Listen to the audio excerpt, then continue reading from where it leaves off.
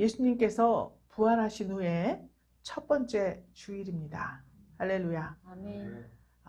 부활 생명이 부활절을 기점으로 역사하기 시작해서 우리 분이엘 교회와 각 개인의 삶 속에 새로운 소망으로 충만한 그런 주간이었습니다. 아멘.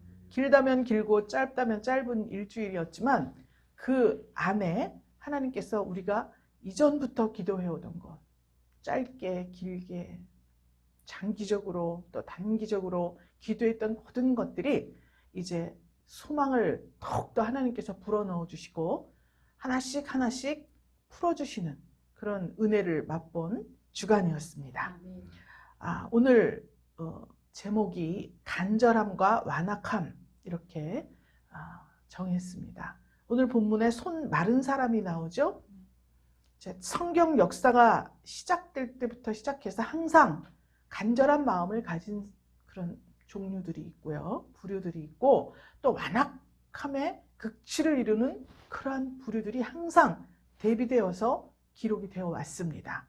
아담 때부터 시작해서 가인과 아벨, 간절함과 완악함의 상징입니다.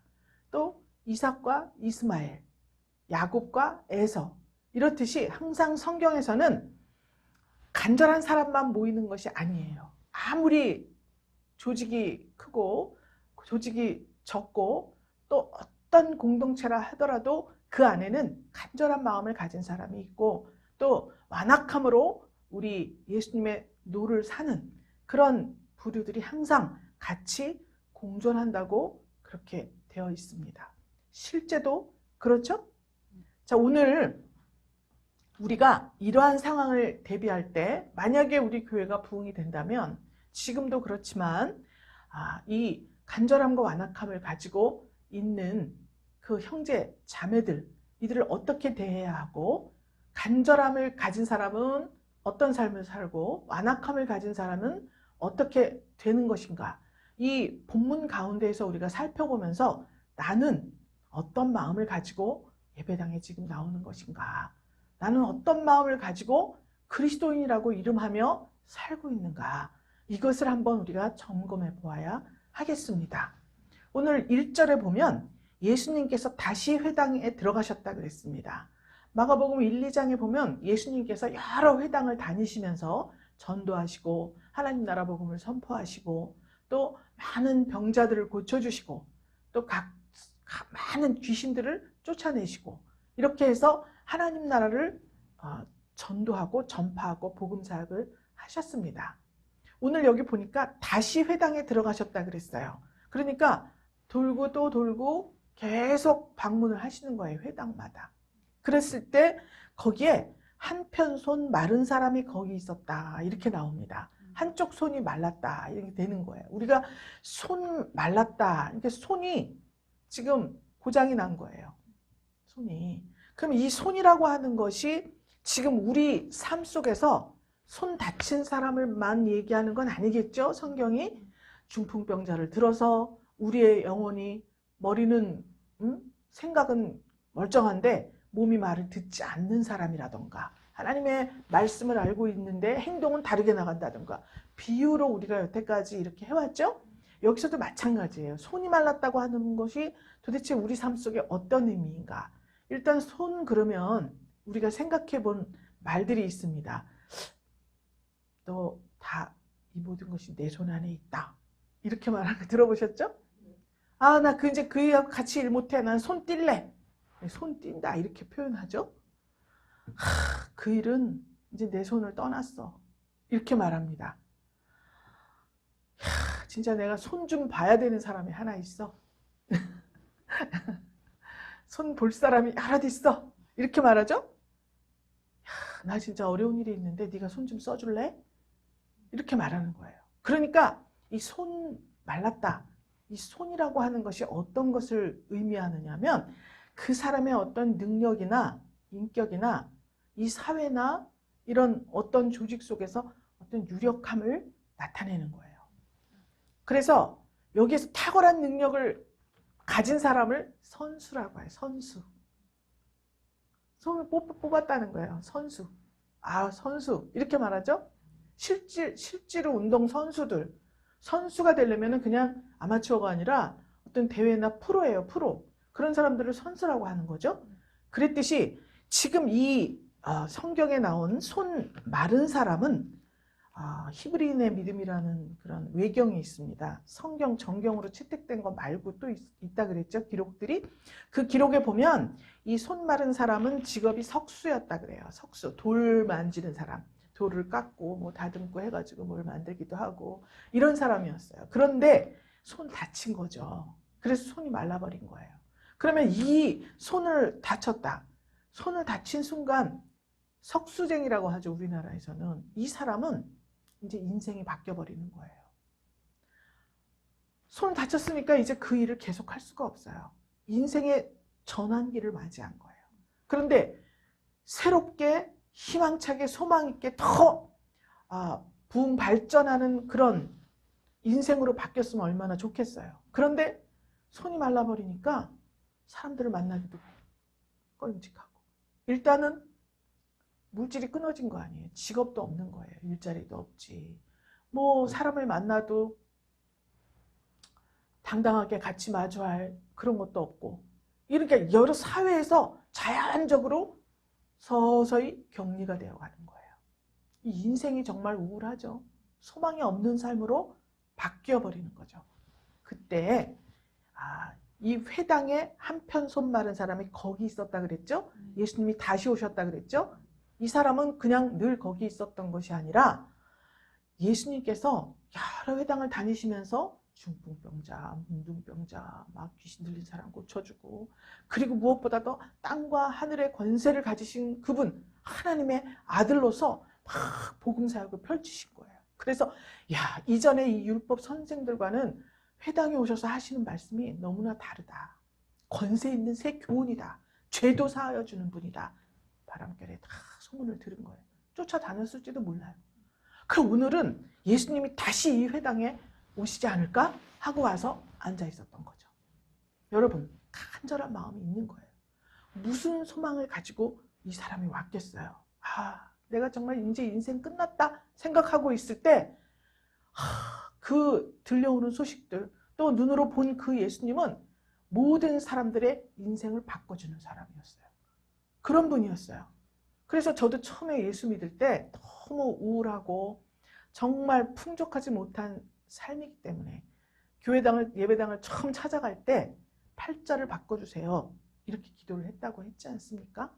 복이 없다고 그렇게 부모들이 말을 해가지고요. 어떻게 자기 아기한테 그렇게 말할 수가 있습니까? 복이 없는 애라고. 그래서 팔자를 좀 바꿔주세요. 그렇게 기도를 한 거예요. 그러니까 이 손 마른 사람의 간절한 심정이 제가 이미 체험을 했더라고요. 여러분은 어떠세요? 정말 나는 새로운 인생을 살고 싶습니다. 나는 모두 다 나한테는 소망이 없고 이제 네 인생은 끝났다고 말하는 그런 지금 처지에 있는데, 예수님께서는 하나님의 아들이시고 죄도 사해 주시고, 또 이 손이 말랐으니까 무슨 죄가 있어서 그렇게 되었나 생각하는 시대 아닙니까? 예수님께서는 내 인생을 새롭게 바꿔주실 수 있다. 그 내 힘으로 참 죄에서 벗어나려고 애쓰고 몸부림쳐도 되지 않던 그 나의 인생, 이 죄악의 구렁텅이에서 나를 끌어내 주실 수 있는 분이다. 그렇게 생각하고 와 있었던 거예요. 여러분 어떠세요? 우리가 매주 나오고 매일 기도에 나오니까 그냥 뭐 이렇게 나오는 그런 중심은 안 됩니다. 1년에 한 번을 나오더라도 안 되겠죠? 한 번 나오면 1년에 한 번을 나오더라도 이 사람과 같은 간절한 마음이 있어야 하는 거예요. 아멘. 여러분 믿습니까? 아멘. 그래서 이 사람이 그 소망의 소식을 듣고 고치시는 그 예수님을 사모하면서 나온 거예요. 그런데 이런 사람만 예배당에 앉아 있는 것이 아니라 2절에 보니까 사람들이 예수를 송사하려 하여 안식일에 그 사람을 고치는가 엿보거늘 그랬습니다. 이 개역개정에는 예수를 고발하려고 안식일에 그 사람을 고치는가 주목하여 보았다 이렇게 기록이 되어 있어요. 그러니까 대부분의 사람들은 이 간절함을 가진 이 사람이 있지만, 대부분의 사람들은 지금 무언가 예수를 고발하려고 송사하려고 어디 보자, 안식일에 사람 고치나 안 고치나 보고 있었다는 거예요. 그러니까 환자들이 몰려온다는 소문도 다 알고 있는 거고요. 또 예수님은 환자들만 보면 다 고쳐주시고 죄도 사해주시고 이런 분이라는 걸 다 알고 있는 거예요. 그럼 왜 그것이 고발거리가 되느냐? 이 시대에는 안식일을 철저하게 지켰습니다. 그래서 안식일에는요, 절대로 어떤 수익이 창출되는 어떤 일을 하면 안 되고요. 몸을 움직이는 어떠한 일을 해도 안 되는 거예요. 그러니까 예수님의 제자들이 배가 고프니까 미리삭을 훑어갖고 먹었다 그랬죠? 바리새인들, 그 잘 먹고 잘 사는 사람들이 왜 지금 너무 먹을 것이 없어서 벼이삭을 훑어먹을 지경에 있는 사람을 구제도 안 하고 대접도 안 하고 벼이삭을 훑어먹게 만드냐고요. 그것이 중요한 점 아닙니까? 생각할 것이. 그런데 그 벼이삭을 훑어먹는 게 문제가 아니라 안식일에 그렇게 했다고 고발하고 송사하고 정말 그렇게 예수님을 호시탐탐 넘기려고 노력하는 사람들 아닙니까? 마찬가지로 이날도 자, 내가 이렇게 인생 속에서 비참함과 처참한 모습으로 소망 없는 모습으로 나와 있으니까 그 사람의 마음을 헤아려 줘야 되잖아요. 하나님은 중심을 보는 분이에요. 그렇죠? 사람은 외모를 보는데 그 외모를 본다는 것이 얼마나 악한 일인지 모릅니다. 이 사람들은 율법에 써있는 안식일에는 아무 일도 하지 말라는 외적인 어떠한 그런 법만 중요하게 생각해서 사람의 마음, 감정, 이 사람의 인생 같은 것에는 관심이 없어요. 그렇기 때문에 안식일에 병은 고쳐주면 안 됩니다. 그런데 율법적으로 안 되니까 만약에 고쳐주면 송사를 해서 넘기겠다. 지금 그렇게 엿보고 있는 거예요. 그러면 우리 같으면 여기는 우리 규칙이 이래 이러고 말을 하면 그걸 안 하려고 노력을 하지 않습니까? 될 수 있으면. 그런데 말이죠. 예수님께서 3절에 보니까 그렇게 엿보고 그러면 내가 잡혀갈까 봐 이렇게 해야 되지 않습니까? 삼가해야 되는데 여기 보니까 손 마른 사람에게 말씀을 하셔요. 한가운데 일어서라 말씀하신 거예요. 여러분, 우리가 하나님의 어떠한 명령과 성령의 감동을 우리가 실행하려고 할 때 이런 두 가지 마음이 드는 거예요. 하나님의 마음, 성령의 감동을 진짜 내가 실천을 해야 되는데, 그런데 여기서는 이 사람들이 송사하려고 엿보지만 우리 삶 가운데에서는요, 호시탐탐 우리에게 이 아벨의 성분, 이 사람들의 성분과 같은 이 완악함을 가진 이런 마음들이 우리 안에 있지 않습니까? 그렇기 때문에 그들이 막는 거야. 이렇게 되면 물질이 나가겠는데, 이렇게 되면 시간이 없는데, 이렇게 되면 건강이, 뭐 이렇게 가로막는 그러한 마음들이 있는 거예요. 막 들려오는 거예요. 웅성웅성거리면서. 야, 그렇게 하면 이렇게 돼, 이렇게 하면 저렇게 돼. 막 그렇게 속삭이는 이 마음이 우리를 점령하는 거예요. 이렇게 해야만 돼. 세상의 상식이 이렇지, 살아가는 이치가 이렇지. 막 들이대는. 그때 우리는 예수님처럼 하나님은 무엇을 원하시겠어요? 인생이 지치고 상한 사람에게 소망을 주는 것이 하나님 나라의 목적 아닙니까? 하나님 복음의 중심 아니에요? 그래서 내가 포로된 자를 놓아주고 상한 자를 고쳐주고 옥에 갇힌 자를 꺼내주고 이거잖아요. 그러니까 예수님께서는 옆에서 실제로 사람들이 웅성웅성하고 어디 두고 보자 고쳐주나 그럼에도 불구하고 신경을 쓰지 않았습니다. 하나님의 일을 하신 거예요. 그래서 눈치 보고 야 방으로 몰래 들어 이런 게 한가운데 일어서라 딱 말씀한 거예요. 예수님이 그렇게 하실 수 있는 것은 그 사람의 마음속에 그만한 간절함이 있었다는 거예요. 그래서 예수님도 손 마른 사람도 아니 내가 손이 마른 사람이에요. 안식일에는 병을 고치지 않게 되어 있습니다. 그리고 또 밖에서 어디 가서 한 게 아니라 회당 아니에요. 이 회당에서는 율법을 선포하는 곳이었어요. 그 당시에. 그러니까 이 손 마른 사람도 이렇게 하다가는 내가 이랬다가는 예수님이 다치실 텐데 생각도 했을 거 아니에요. 손 마른 사람 예수님 둘 다 하나님의 일이라는 것을 아는 거죠. 그래서 전적으로 하나님의 역사를 실행하고자 하는 마음. 이게 귀 있는 자예요. 그래서 딱 일어서라. 일어섰습니다. 그리고서 사람들에게 말하는 거예요. 간절함을 가진 사람에게는 한가운데 일어나 말씀하시고, 수군대고 송사하려고 하는 사람들에게는 말씀하셔요. 안식일에 선을 행하는 것과 악을 행하는 것, 생명을 구하는 것과 죽이는 것, 어느 것이 옳으냐 말씀하십니다. 여러분, 어느 것이 옳습니까? 살리는 것이, 구하는 것이 옳은 것 아닙니까? 이 사람들이 어떻게 했죠? 잠잠했다 그랬어요. 왜 잠잠했어요? 고집들은 세가지고. 응? 우리 아이들 혼낼 때도 그러잖아요. 은솔아, 너 빨리 잘못했다고 말해. 잘못했다고 말하면 엄마가 회초리 안 때린다. 때릴 테면 때려보라지. 도망도 안 가고 그렇게 맞고 서 있어. 이게 왜 그래? 자기 고집이잖아요. 자기 주장이 옳다는 거예요. 그러니까 예수님이 말씀하시는데도 잠잠히 있는 거야. 이렇게 하고. 그러니까 5절에 보니까 예수님께서 저희 마음의 완악함을 근심하사 노하심으로 저희를 둘러봤다 그랬습니다. 그러면 여기에서는 지금 이 안에 있는 두 부류의 사람들이에요. 그러니까 손 마른 사람은 간절함을 가지고 예수 앞에 나왔기 때문에 예수님께서 한가운데 세우신 거예요. 여기는 손 마른 사람이 한가운데 섰지만 우리가 우리의 삶 속에서 어떤 간절함을 가지고 있어요. 간절함. 하나님이 한가운데 세우시는 거예요. 모든 인생들 한가운데 세우시는 거예요. 내가 만약에 하나님 나라 복음을 증거하는 목사 아닙니까? 너무 간절하게 이 말씀을 누군가에게 말하고 싶다. 한가운데 세우시는 거예요.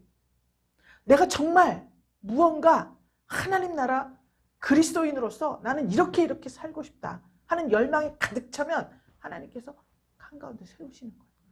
주님은 한가운데 세우시는 분이에요. 모든 사람이 다 볼 수 있는 한가운데에서 그 사람의 인생을 바꿔주는 거예요. 다 주목하여 보고 있는 거예요. 여러분들이 이 세상에서 어떤 권력이나 명예나 이런 것과는 조금 거리가 있다 하더라도 하나님께서 주목하여 보고 계셔요. 그래서 내가 이 사람의 마음속에 성도라 불리우고 자녀라 불리우는 이 사람들의 마음속에 이 손마른 사람과 같이 정말 하나님을 기대하고 소망하는 간절함을 가득 차 있다면 언젠가는 그들의 분야에서 정말 인생이 끝난 것 같은 그 사람을 들어서 모든 인생들의 한가운데 세워주시는 역사가 있다는 말씀을 하고 있는 겁니다. 아멘. 믿습니까? 아멘. 할렐루야. 아멘. 이 복을 받으시기를 주님의 이름으로 축원합니다. 아멘. 뿐만 아니라 돌아보시고 완악한 사람들을 꾸짖으시고 그 사람 다 보는 앞에서 내 손을 내밀어라 말씀하는 거예요. 이 사람이 손을 내밀었죠? 자, 손을 내미는 것은 뭐냐면 지금 이 사람은 손을 내밀어서 할 수 있는 게 없는 거예요. 우리도 마찬가지예요. 내가 정말 무언가를 하고 싶어요. 여기에는 물질이 필요해. 주님이 말씀해 네 손을 내밀어라. 다 말라버리고 능력이 없는 손을 내미는 거예요. 주님의 말씀대로. 부끄러운 정말 현장이에요, 이게. 자기의 가장 수치스러운 부분을 내놓으라고 하잖아요, 예수님이. 그때 내놓아야 하는 거예요. 그때. 여러분들의 가장 약점이 되고 가장 어려운 부분이 무엇인가? 이것을 생각해야 됩니다. 내가 그리스도인으로, 집사로, 성도로, 하나님의 자녀로 불리울 때 나에게 가장 약점이 되는 부분이 무엇인가? 그것을 내놓으라는 거예요. 모든 사람이 다 보고 있는 그 상태에서 내놓으라는 거예요. 우리 분이엘 교회는 내놓으라고 안 해도 저절로 나와. 저절로 들어오기만 하면 정말 다른 곳에서 교육과 훈련을 통해서 참 겉모습을 거룩으로 잘하고 정말 그 매너도 좋고 예의도 바르고 상식도 있는 사람같이 잘 살다가 이 교회만 들어오기만 하면 본성이 다 드러나는 거예요. 하나님이 한가운데 세우신 거죠. 그리고 내놓으라고 하시는 거예요. 그러니까 여러분, 우리 교회 장차 또 어떤 분들이, 여기 있는 분들은 다 이제 본 모습을 다 드러내서 서로 잘 알고 있죠? 이제 어떤 사람이 들어온다 하더라도 정말 훌륭한 사람인 줄 알았는데 알고 보니까 밑에 이런 얘기가 있다. 그 사람은 이 손 마른 사람과 같이 하나님 앞에 선택받은 사람이에요. 아멘. 하나님 앞에. 그런데 자기의 어떤 것을 믿고 살다가 이제 그것이 끝을, 한계를 맞이한 거죠. 그 사람이 왔을 때 그 아픈 부분을 내놓아라. 드러내라. 속에 감추었던 자기의 본 모습을 드러내라고 말씀하는 거예요. 그러니까 당연히 부끄럽죠. 수치스럽죠. 그래서 우리는 감추라고 그렇게 감추려고 애를 쓰지 않습니까? 그러나 교회라고 하는 곳은 이렇게 예수님의 명령을 따라 내 속에 있는 모든 추하고 더럽고 부족하고 연약한 모습을 하나님 앞에 드러내야 한다는 거예요. 아멘. 내밀지 않으면 고쳐줄 수가 없어요. 아니 예수님이잖아요. 손을 안 내밀어도 그냥 가만히 있어도 야, 너 다 났으니까 가라. 이렇게 했잖아요. 베데스다 목가에 있는 사람은 이제 자리를 들고 가. 이렇게 말씀하셨어요. 그러니까 이 사람도 야, 너 다 났어 이제. 자유롭게 해라. 이렇게 말씀하셔도 되는데 손을 내밀라고 했어요. 은혜는 이렇게 예수님의 말씀을 따라 자기의 모든 자존감, 자기가 가지고 있다는 모든 것, 이것을 다 내려놓고 자기의 가장 부끄러운 모습을 주님 앞에 내놓을 때 역사가 일어나는 것입니다. 아멘. 있습니까? 아멘. 그래서 그가 내미니까 그 손이 회복됐다 그랬어요. 있을 수가 없는 일이죠. 지금은 우리는 이렇게 비유로 말하지만 이 당시에는 진짜 이 손을 못 쓴 거예요. 오른손인지 왼손인지는 모르겠지만 못 쓰는데 이게 멀쩡해진 거죠. 진짜 한때 우리나라에서 최대 오살리기도원에서 그런 역사가 나지 않았습니까? 예배 한번 드리고 나면 조용기 목사님 집회 한번 하시고 나면 이런 목발 막 이런 게 5톤 트럭으로 몇 대가 실려 나갔답니다. 지금은 그런 이야기가 잘 없어요. 지금은 언론 매체도 발달하고 인터넷도 발달하고 해서 그런 일이 있으면 굉장할 텐데 많이 식어져 갔습니다. 이제는 우리가 이렇게 하나님 앞에 우리의 삶을 여기에 적용을 시켜서 이 상징하는 것을 우리가 알고 깨닫고 우리의 삶과 우리의 사고방식을 바꿀 때인 것입니다. 그래서 예수님께서 말씀하시는 대로 다 순종을 한 거예요. 그런데 이 완악한 무리들은 끝까지 고집을 하고 자기들의 목적만 이룬 거예요. 이 사람이 아프든지 죽든지 그날 죽어 아프다가 이 사람은 손이 마른 사람이지만 지금 당장 치료하지 않으면 죽을 사람도 있을 거 아니에요. 안 해주는 거예요. 그 사람 그런 건 안중에도 없어. 율법을 지켜야 된다는 거죠. 응? 한때 아프리카에서 사람들을 다 데려다가 노예로 팔고 그랬지 않습니까? 그런데 그 노예들을 잡아가지고 다 배 밑에 넣고 그 위에서 항해를 오래 했잖아요. 옛날에는. 위에서 주일이 되면 자기들이 백인들이 거기서 예배를 드린대요. 찬송을 하고. 주일을 잘 지키는 거죠. 주님이 원하시는 게 그겁니까? 아니잖아요. 그렇죠? 가장 하나님의 형상을 닮은 인권을 무시하는 행태를 하면서 위에서 예배를 드리고 찬송을 한다고 하나님이 기뻐하시진 않을 것이고 이게 바로 여기에서 다 비롯된 거예요. 이 손 마른 사람의 간절함, 정말 인생의 허무하고 인생이 끝난 것 같이 그렇게 아픈 마음을 부여잡고 있는 그 마음을 외면하고 어떤 외적인 규칙이나 법이나 이런 것들만 따지고 있는 이 자리에 예수님이 가신 거예요. 그래서 이 사람 간절한 마음을 가지고 있는 사람의 인생을 회복시켜 준 거죠. 이 완악함을 가지고 있는 이 무리들은 끝까지 회개하지 않습니다. 그리고 나서 바리새인들이 나가서 6절에 보니까 곧 헤롯 당과 함께 어떻게 예수를 죽일지 의논했다 그랬습니다. 바리새인들은 반로마예요. 로마 정부에 반대하는 사람들이에요. 헤롯 당은 친로마예요. 둘이 서로 물과 기름이에요. 같이 엮일 수가 없습니다. 그런데 예수님을 죽이려고 하는 이런 마음을 품자마자 원수 같던 그들과 바로 손을 잡고 의논을 한다는 거예요. 우리 마음 가운데 이러한 완악함이 함께 자리 잡고 있는 거예요. 간절함과 완악함이 같이 우리 안에 있는 거예요. 그렇기 때문에 10년이 지나도 20년이 지나도 신앙생활한 지 3년이 지나고 모태신앙을 가지고 있다 하더라도 이 내 인생이 바뀌고 획기적으로 이렇게 회복되는 놀라운 역사가 찾아보기가 어려운 것입니다. 믿습니까? 아멘. 그러면 우리 마음 중심을 봐야 돼요. 오늘 우리 마음에는 도대체 어떤 마음으로 예배당에 오늘 왔는가? 또 내가 교회에 등록하고 성도라는 이름을 가지고 있는데 집사, 권사, 장로 무슨 직분을 다 가지고 있는데 도대체 그 직분을 가지고 있는 사람은 무엇을 하는 사람인지 이것을 모르는 사람들이 더 많다는 거예요. 마음을 만지시는 그 주님 앞에 예수님이잖아요. 마음을 만지시는 분이. 성령님의 도움을 받아서 예수님이 마음을 꿰뚫어 보시고 그 마음을 만지시는 거예요. 그러면 우리가 예수님을 따라가는 사람들이에요. 예수를 닮기를 원하는 사람이에요. 그럼 우리 마음 중심이 어때야 되겠습니까? 다른 사람의 마음을 헤아려 줘야죠. 다른 사람의 아픔을 같이 끌어안아야죠. 이 시대에 완악한 사람들을 보고 근심하시고 예수님께서 노하셨습니다. 그런데 예수님께서 말씀하셨어요. 마태복음 5장에서 악을 악으로 갚지 말라 말씀하셨습니다. 예수님을 죽이려고 바리새인들과 헤롯 왕이 손을 잡고 어떻게 죽일 것을 의논한다 할지라도 예수님은 그들을 위해서 십자가에 죽으신 거예요. 그리고 마침내 그들이 부활할 수 있는 새로운 길을 열어놓으신 겁니다. 십자가에 죽으심으로. 믿습니까? 아멘. 로마서 13장 10절에는 사랑은 이웃에게 악을 행치 아니하나니 사랑은 율법의 완성이니라 라고 말하고 있습니다. 구약에는 이에는 이, 눈에는 눈. 내가 해를 이만큼 당하면 똑같이 갚아주는 것이 법이었습니다. 그런데 지금 예수님께서는 악을 악으로 갚지 말라 그랬죠? 어떻게 갚아야 되느냐? 예수님이 죽으셨어요.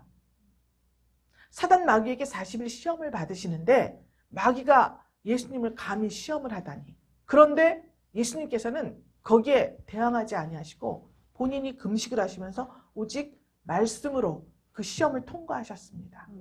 그렇게 우리가 그냥 일방적으로 참는 것이 아니라 하나님의 말씀을 제시하면서 이에는 이, 눈에는 눈이라는 것에 저촉되지 않는 복음적인 어떠한 갚음을 우리에게 요구하고 계시는 거예요.